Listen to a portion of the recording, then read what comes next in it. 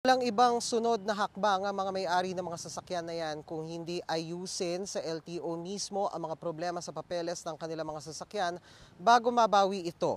Ayon sa LTO, sa huli ngayong weekend, walang sasakyan na pag-aari ng politiko o ng celebrity. Lahat daw ito sa mga pribadong individual.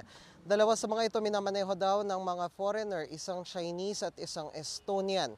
Tatlo naman sa mga nahuli ang isinasailalim sa mas masusing beripikasyon para malaman kung ito ay smuggled o hindi.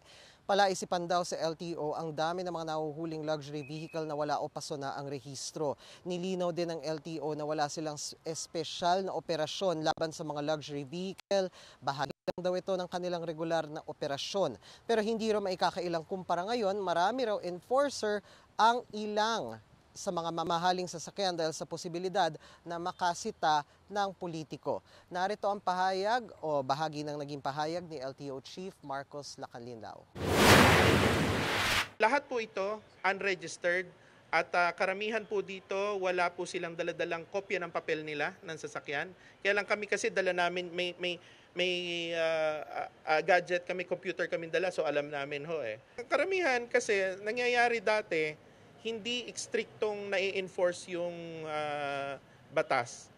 Kaya dahil mga mamahaling sasakyan, takot sila na parahin, takot sila na tanungin kasi minsan mga syempre may mga kilalang tao o maano rin naman.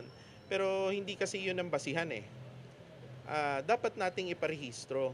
Kasi oras na ma-involve sa aksidente din yan at hindi yan nakarehistro, talo rin sila. Sila rin ang napeperwisyo.